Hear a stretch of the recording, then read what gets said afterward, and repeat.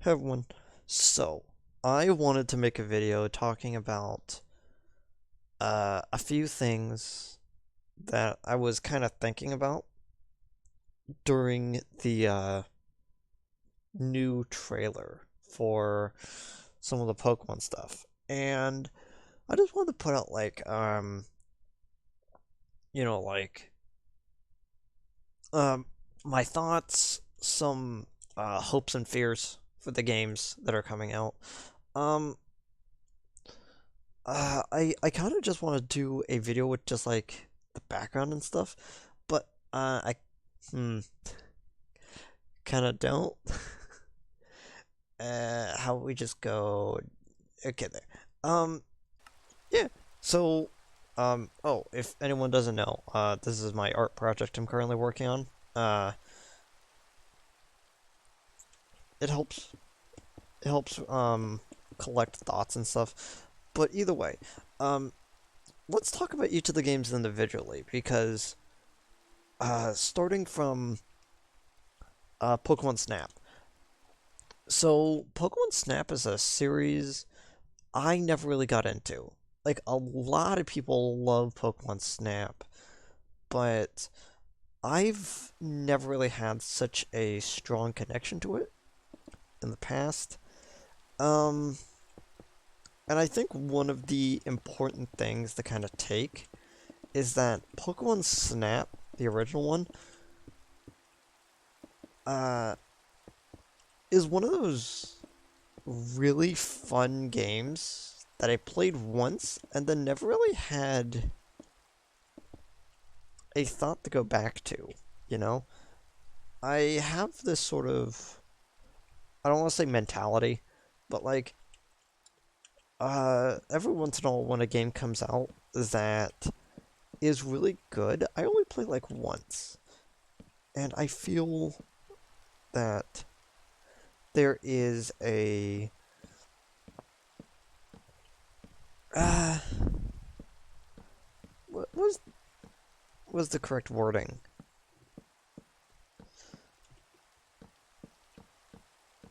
Hmm.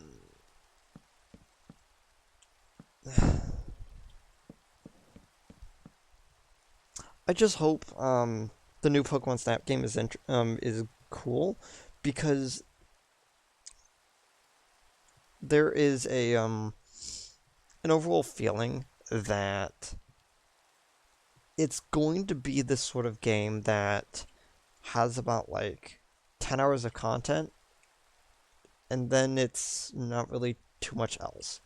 But, you know, a lot of people are going to play Pokemon Snap because they like Pokemon Snap, not really because of like immensely interesting gameplay or like because it has some like high-end photo mode or something. It's literally going to be people are going to play a Pokemon Snap game to play a Pokemon Snap game. And at the end of the day, I'm just kind of glad it's there.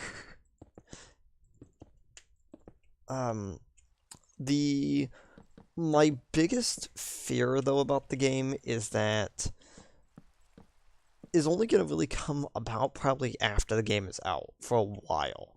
And that is um if the game is really popular because we have actually seen that Pokemon at the Pokemon Company is willing to put out DLC for games now. If they are going to just be like, yeah, we're gonna just keep updating this game by releasing a like a single area every like 4 months. If they do that, some people are gonna be kind of happy because like, oh, cool, like a whole new set of Pokemon for that area, and maybe like include some Pokemon that weren't there in the previous game. But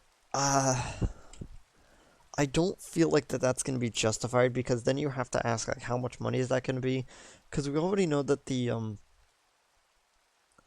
new Pokemon Snap game is going to be like full price. And it makes me kind of think like, okay, so they're gonna put in some DLC. How much for effectively like half an hour of gameplay for like each of these maps? Are they gonna just bundle like 3 areas together for like $10?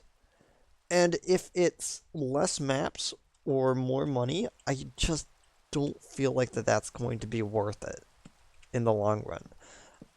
And you've also got to remember that if you don't know me, like I was playing through the Sword and Shield DLC, and at some point I just stopped and put down the game, and I'm like, I kind of have no heart to actually return to the game to even like get the rest of them. Like it's such a weird feeling to be like, yeah, like I at least enjoyed the original game and I was sticking up for the DLC. And then I just kind of dropped off because at some point I kind of reached the conclusion that there wasn't going to be anything else like about the game than just, oh hey, there's this cool guy, you do some side quest for him and then you fight him. And I go, okay, cool, I guess, but I kind of had to like sit back and go, okay, so I don't really have any heart to return to the game, like even though I was enjoying it, you know? And it's one of the fears that I kind of have with any other Pokemon game coming out, is that the DLC is cool. It extends out the amount of actual game there is, but you can only get so much enjoyment out of each Pokemon game. At some point you are gonna have to, like sit down and kind of realize that the game is over, you know? Like, in the back of my head, there's this thought that the longer that any game goes on, the less interest you have in it. And, like, some people are like, man, I could play Skyrim for like 1,000,000 hours and just never be done with it. But there is sort of a point of a game in which you just stop caring. And I feel like I hit that limit finally with a Pokemon game. And I just have never felt that way about any other game before. Well, no other Pokemon game before. And I think it's literally because of the overflow of content after that game. Like, I could be okay with the way that Sword and Shield ended, but the DLC kind of left me with a sour spot, which I was not expecting when playing it. And so this kind of does fit in with how I've been feeling about the new Pokemon Snap game is, are they going to do DLC stuff? And if that's the case, are they already planning on doing DLC stuff by removing content from the game beforehand then sell afterwards? Which is an incredibly scummy tactic that a lot of other companies do. And I would really not want to see the Pokemon Company go down this route. Now, one of the great hopes about it, and the reason why I wanted to talk about this second, is that I really want to see, like, some of the art that comes out of Pokemon Snap.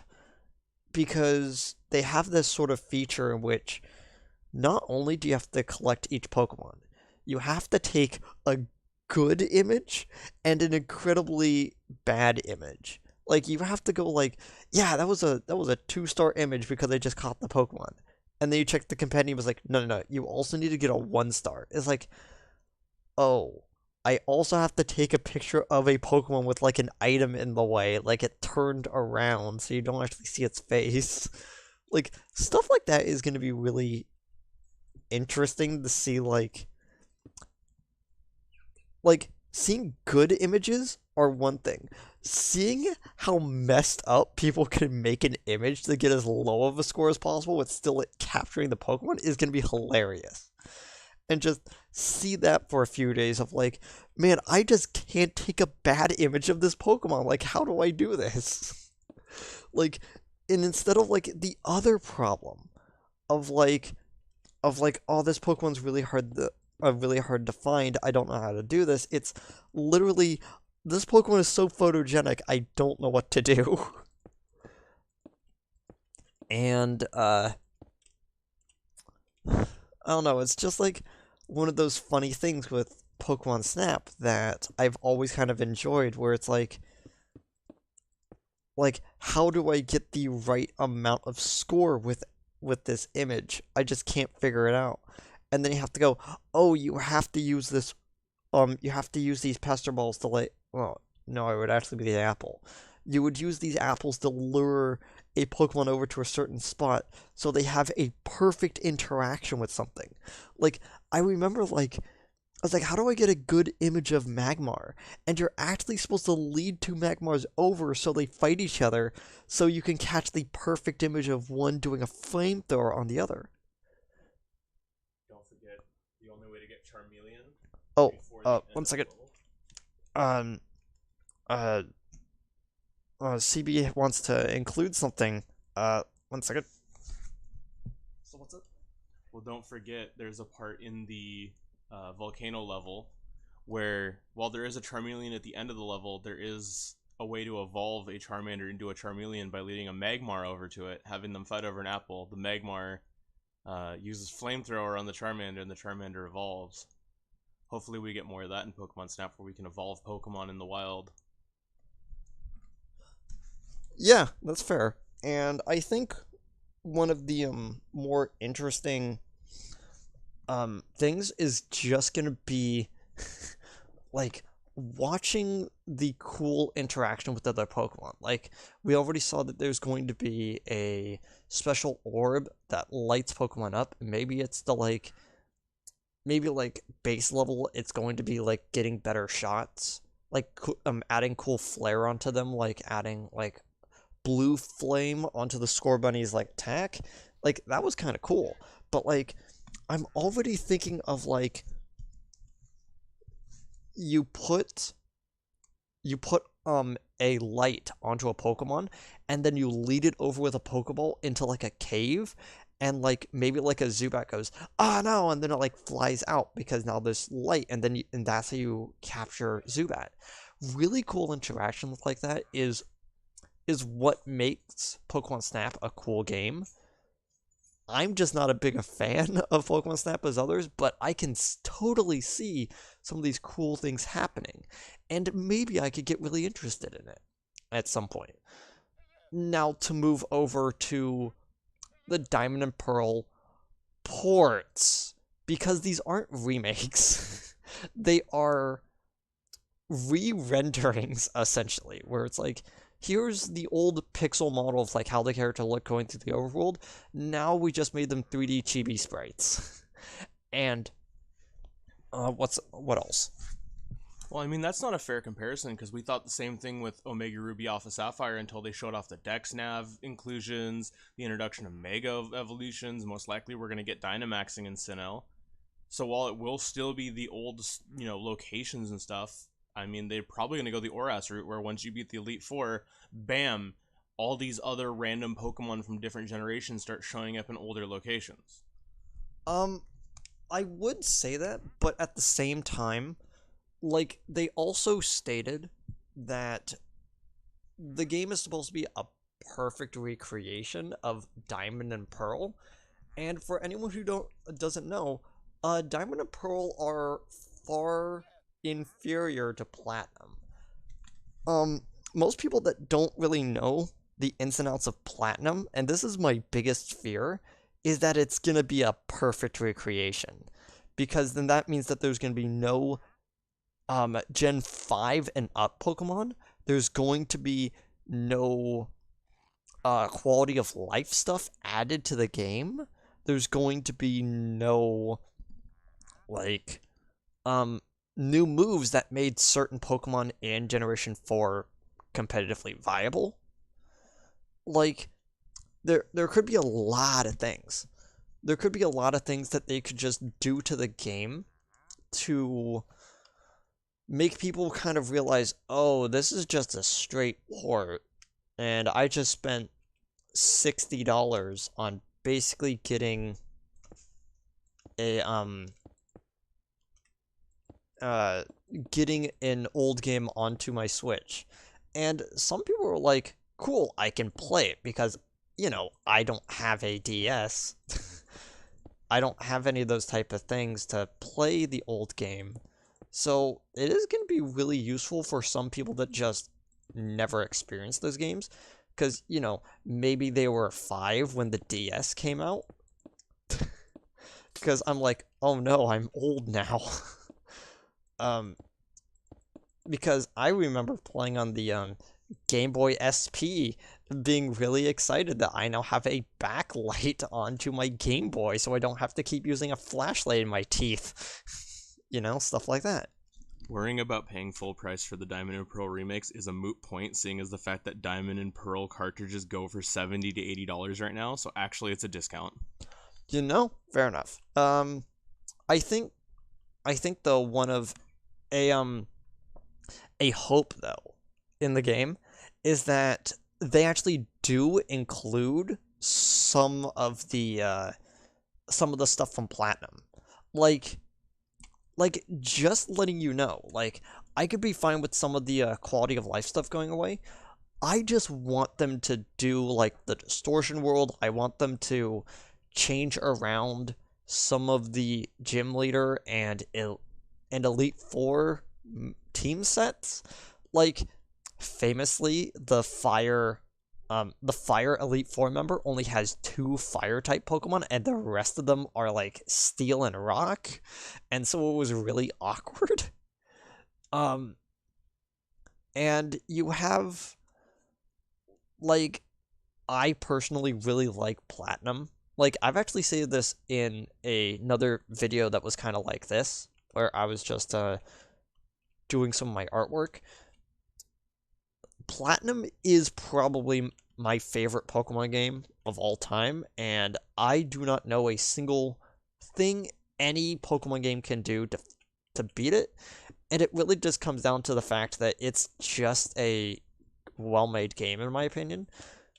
The problem with Diamond and Pearl is that it does not include a lot of the things that made that game in particular really good. Primarily, they added some stuff to make the game more difficult, and so people that didn't like the fact that Pokemon games for a very long time have been relatively easy are going to immediately crash and burn on this one because it's like, oh, it's only as difficult as it's only as difficult as like Diamond and Pearl originally were. Like there are those type of people that are going to have that impression going away from this. And I feel like that can cause some problems. Now, okay, so I've been putting it off for a while, but we have to talk about Legends Arceus.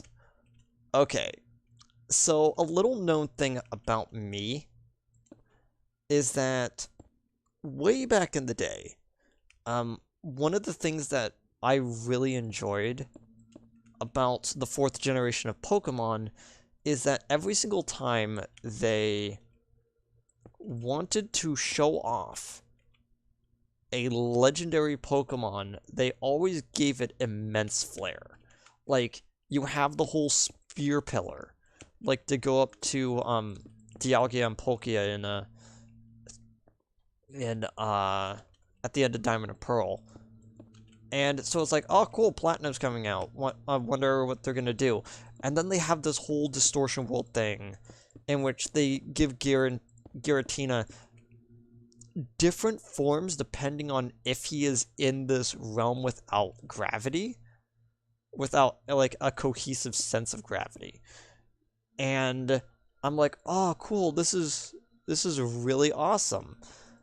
And then because not many people were able to actually do the event back in the day.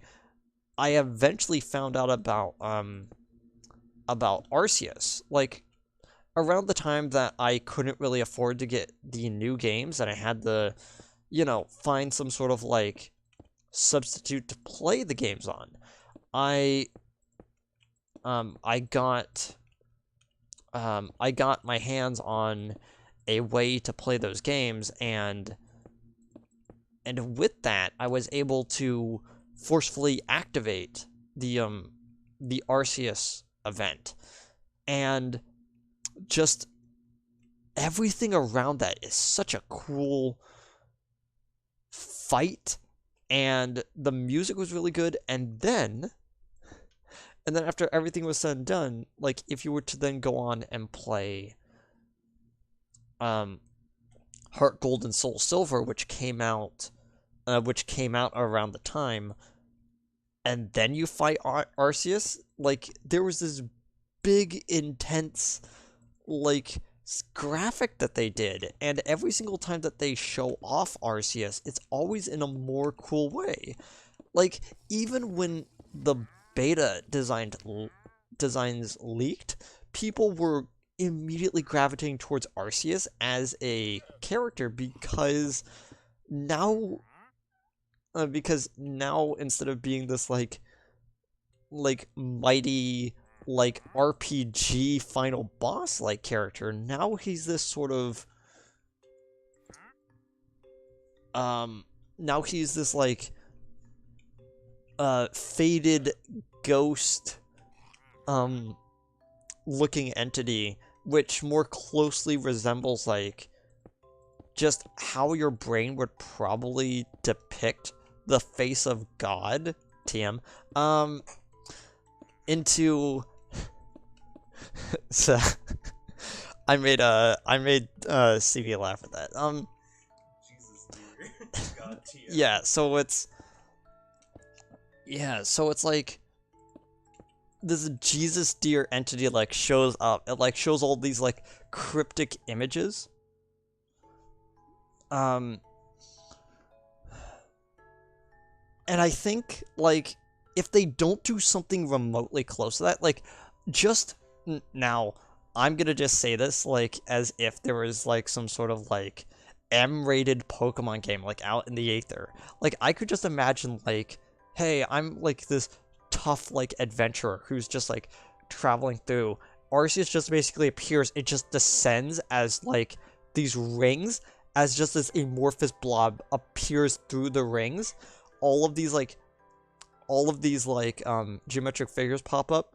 Like you start like bleeding from the eyes as like random real life images start like flashing as Arceus just makes its full form.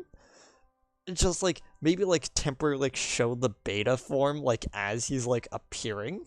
Like that would be like so cool because every single time they show Arceus, they always try to one up themselves. Except for in the movie that he was shown in, they did not show him well in that movie. But, yeah, it was like, I mean, technically his name is supposed to be pronounced Arceus because he's supposed to be like arcane, like arcane in the arcane with a K, as in like it is an old antediluvian entity. Which, if you don't know what that word means, you're probably too young. It's like, and you get to the point where I'm looking at this game, and everyone's like, oh man, it's a Breath of the Wild sort of game. It's like, it's gonna be really fun doing whatever this game is, because we have absolutely no idea how the story is gonna progress, or what the end game is gonna be.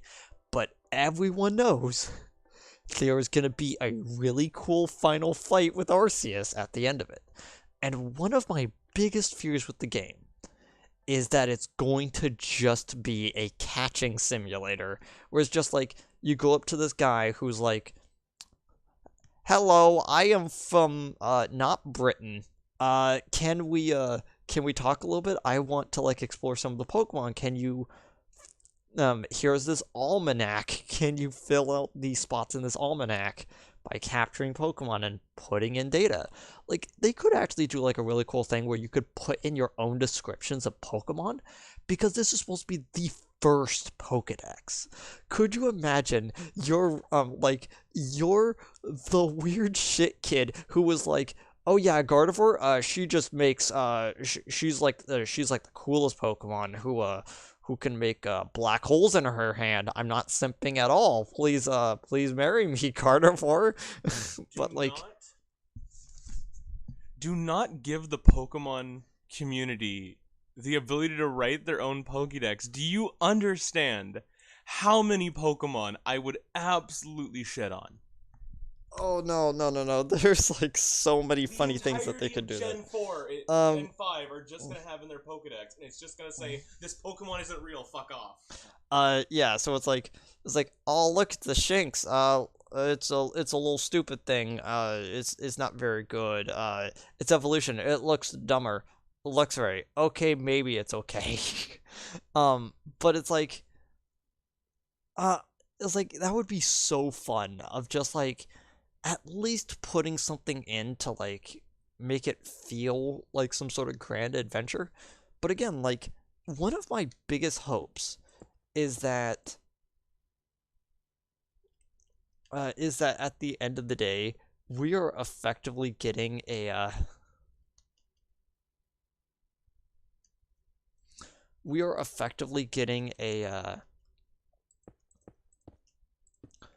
Pokemon game that they explicitly say is like one of the earliest pieces of like Pokemon lore that we get that, isn't X and Y and kind of weird and terrible. Um but I'm just like sitting there and really hoping that the game is this sort of like epic grand um exploration of the area.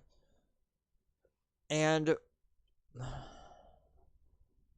I think I think it could be completely okay with them just having, Breath of the Wild style quests where it's just like, "Hey man, I need this specific Pokemon. Can you go out here and catch this specific Pokemon and then bring it back?" It's like, "Okay, sure." It's like, "Okay, here's some uh Pokeyen because it's not quite modern times, so it's not Poke coins. It'd be Pokemon Yen at that point. It's like the old style Yen where it's like, Poke Bitcoins.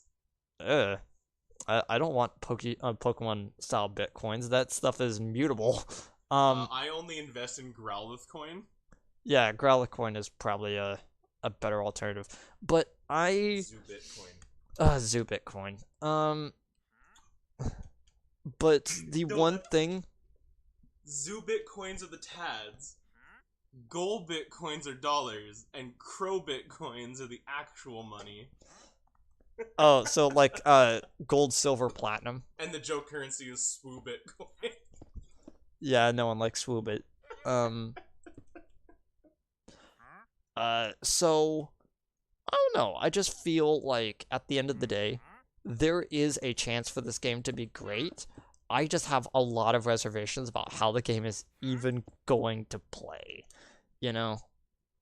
And it's not even really about.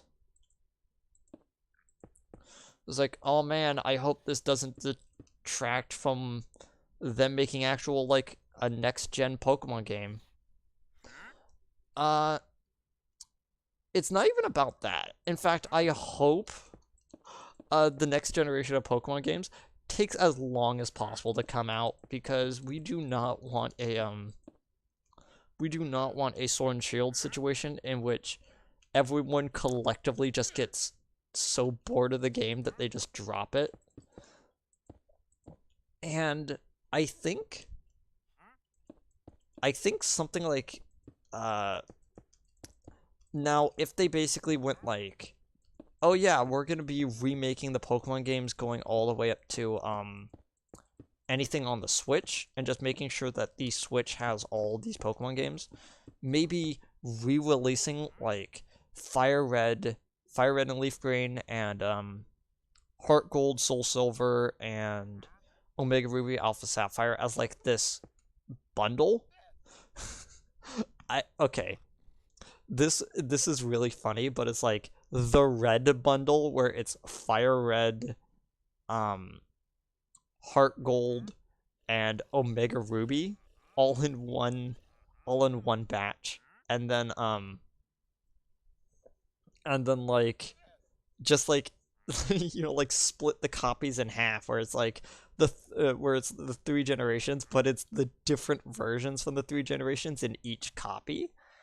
Like that would be really funny. But like um I don't see them actually doing that, which I feel is a missed opportunity because if they want the Switch to be this console that basically lasts for the next like 10 10 years maybe into even the next console generation, I feel like what they should do is try to put as many old Pokemon games onto the Switch as possible. Because now I'm just saying this right now, the last time we even remotely saw Fire Red and Leaf Green was in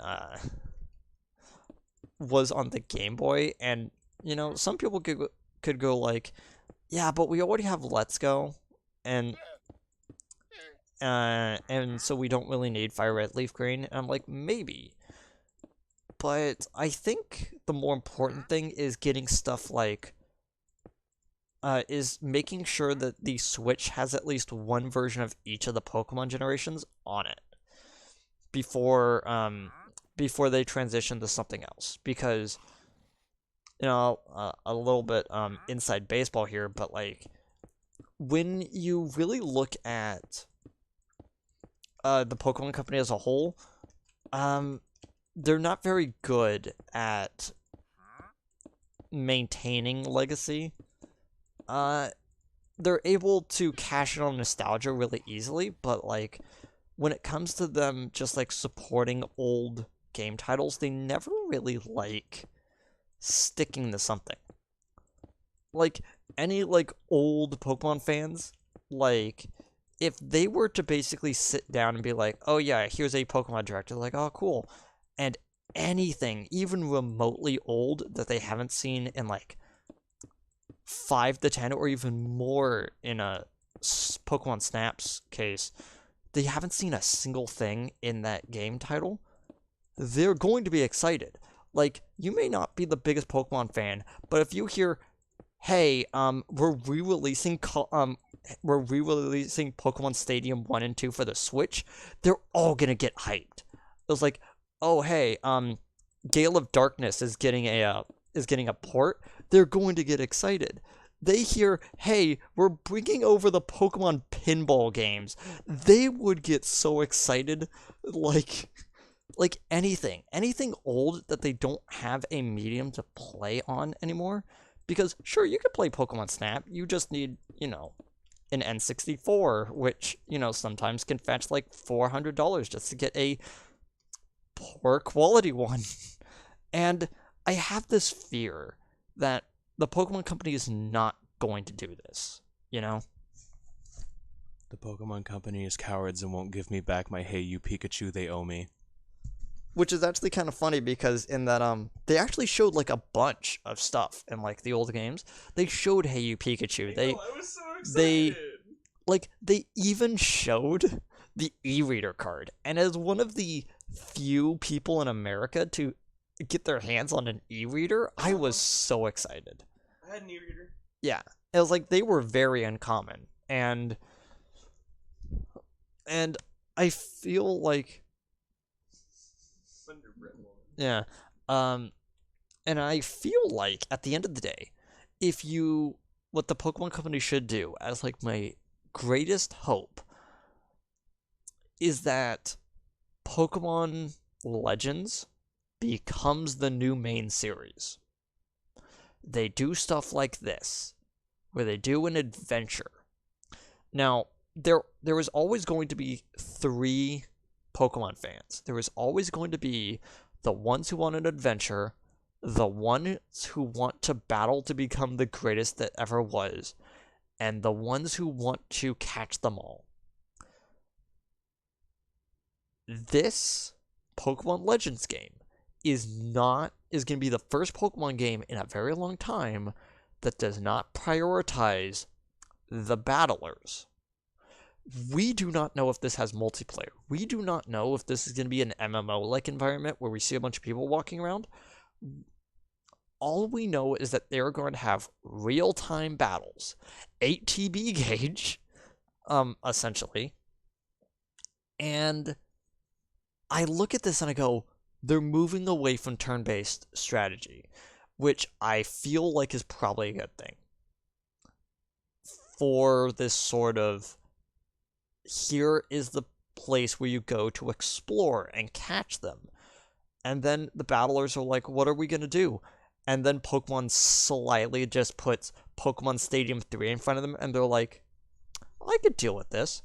Just like have that Pokemon Stadium 3 with online capabilities. The story mode is you're playing through all of the actual gym battles of the entire series. Give each of the like gyms and Elite Four members new renders in 3D. Like, some characters have never seen 3D. You have to skip Generation 1. You could skip Generation 1 and Generation 2 and just go to 3 and 4. No, you can do Generation 2, but you have to skip 1 or do 2 in a weird bootleg capacity. Because like, the point of 2 is that you do the point of 2 is that you do Gen 1 you do the Gen 1 gym battles again. So if you don't skip Gen 1, you're going to go Brock, Misty, Surge, Erica, Sabrina, Koga, Blaine, Giovanni, the Elite Four champion.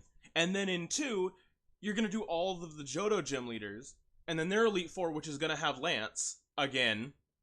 And then you're going to have to go do the Kanto gym leaders again, with Giovanni replaced by Blue and Koga replaced by his sister, daughter.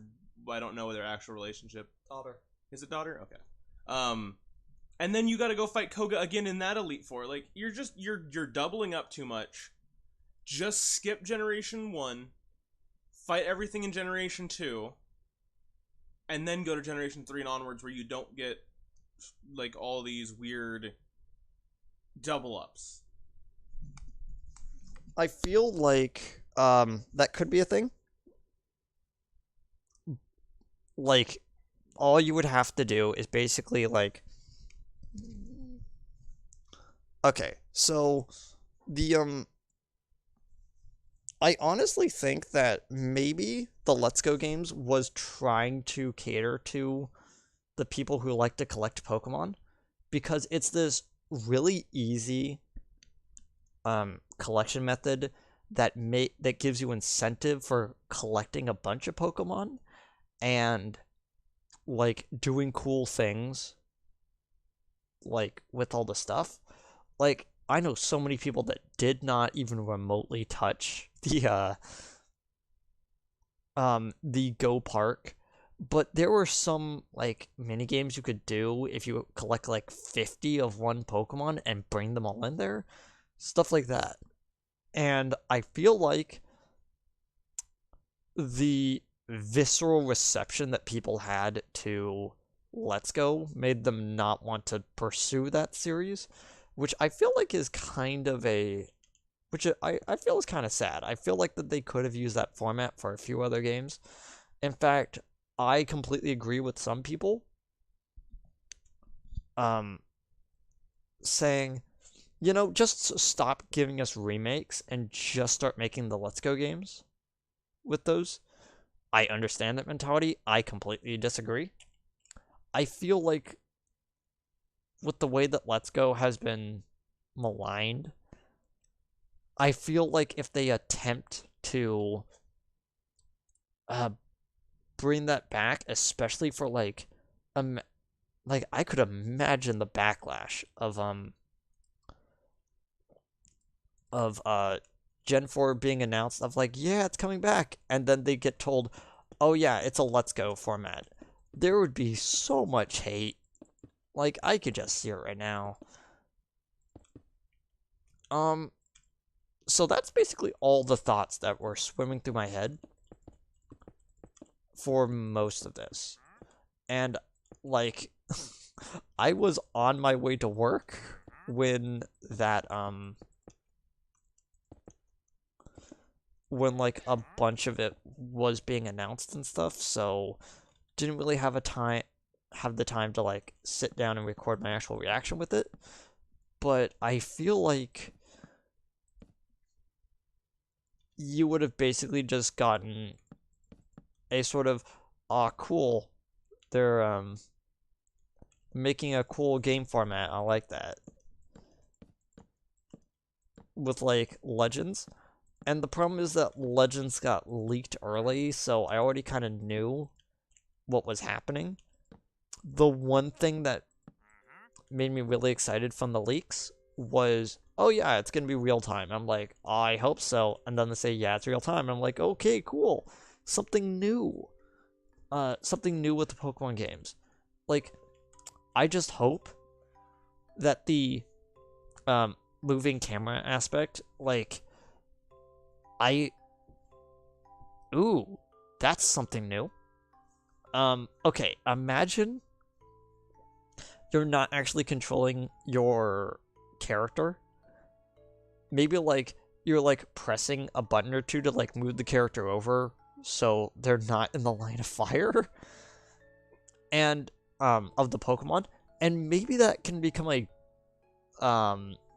thing where like maybe the wild Pokemon attempts to charge at the trainer, and maybe you're actually controlling the Pokemon, like almost like a Pokken tournament, almost where it's like you're controlling the Pokemon, and you see the other Pokemon attempting to charge the trainer, and you move the trainer out of the way, or you use your Pokemon to block the attack to like get an opening or something.